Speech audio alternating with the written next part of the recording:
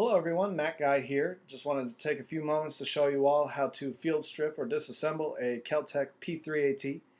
It is a 380 auto, also known as a 9mm Kurtz, and it's also known as a 9mm short. Over the past couple of years, I've been seeing at the gun shows that they have been pimping them out like crazy, so I figure somebody out there is probably bound to have one, and I figure a little how-to video on how to break one down would be a little helpful. So anyway, I have my Kel-Tec here. I'm going to remove it from its holster. First thing is we want to make sure that the weapon is safe to handle. Never try to clean a firearm if it's still loaded. So I'm just going to drop the mag, and I'm going to rack the slide and let the chambered round fall to the ground. After that, next step is on the left side of the gun. We have an assembly pin right here. And what I like to do is I like to take a spent 380 casing, a piece of cloth. I'm just going to stand up here real quick.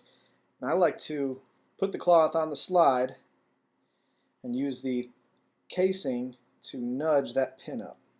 Just going to use the lip of the casing. It's very easy to do. I use the cloth so that I don't damage the finish on the slide. The slide stays nice and unmarred. So as you can see here, I got the pin up slightly. I'm just going to pull the pin out. I'm going to put it in a nice safe place. You don't want it to fall down and drain or fall down onto the ground and fall down a crack somewhere. So anyway, after that, slide comes right off, nice and easy. From there you'll be able to get to the recoil spring guide as well as the two recoil springs. There are two of them, not one. What I'm going to do is I'm just going to compress it, and I can pull the springs and the guide out. The barrel comes out nice and easy. However, as you can see, it's a very thin barrel. It's not a very thick one at all. So whenever you're firing a Kel-Tec, be cognizant of that fact that it's not a heavy-duty barrel. Don't try to rapid fire it for that and among other reasons. I like to take a phosphor bronze brush and put it through that barrel.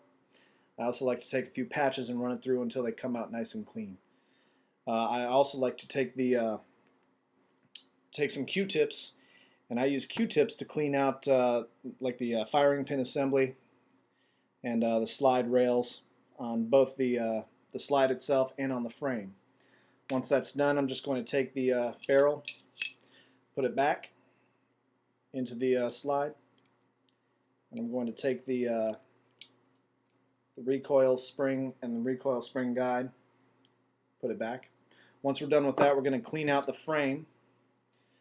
Same thing, we're just going to use Q-tips, clean out the firing area, such as the hammer, clean out the slide rails, just get it nice and clean.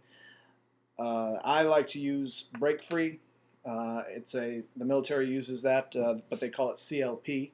It's a wonderful, wonderful product. It's not expensive, and it's very good on all different types of firearms. So after we're done cleaning that out, I'm just going to take the frame, take the slide, line it up, slide it on back.